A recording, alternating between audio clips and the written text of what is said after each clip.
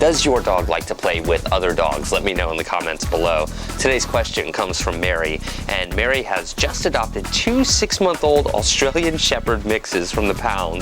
They love each other and they prefer to play and wrestle and fight with each other more than play fetch with me and my husband. Any suggestions? I want to engage them and prevent them from mauling each other, but they get bored easily. Now, I'm assuming when you say mauling each other, you're talking about just a lot of roughhousing. When young dogs, especially puppies, play with each other, they can get very physical, and sometimes we think it's a bit serious, but usually it's just very rough play, and that's just how they play with each other. Something to understand that when you get two dogs, especially two puppies, it's not less work, it's at least twice the work. In my experience, when I've seen people work with two dogs at the same time, especially when they're around the same age, they tend to kind of teach them like it's one two-headed dog, and results are just all over the place. There are no results because the dogs want to play with each other, they're so distracted. The only way you're going to get well-trained dogs, especially when they're puppies, is to work with them one at a time. A lot of people think that they can bypass this, or that there's just some shortcut that they can do. If you ever want your dogs listening to you and working with you in the same training session,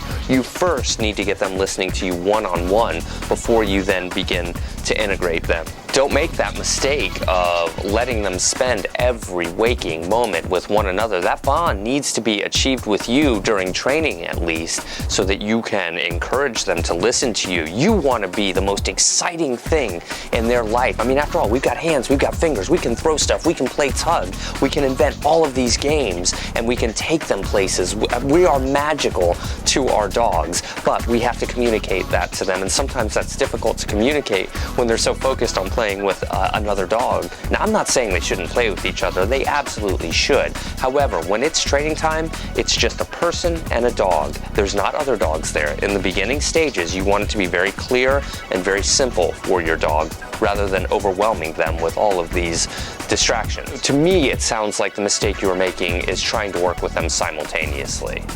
That's not going to work out. Also, understand that the most raw form of playing for a dog is wrestling and play biting and just having fun. Even if you didn't have another dog, you would likely be dealing with the issue of, hey, I would rather play bite and wrestle than play fetch. It's a bit of a process to go from the roughhouse playing and converting that into fetch, but you can do it. Just take your time. I have plenty of videos on teaching fetch on my main YouTube channel. You can check the description for that if you haven't seen those.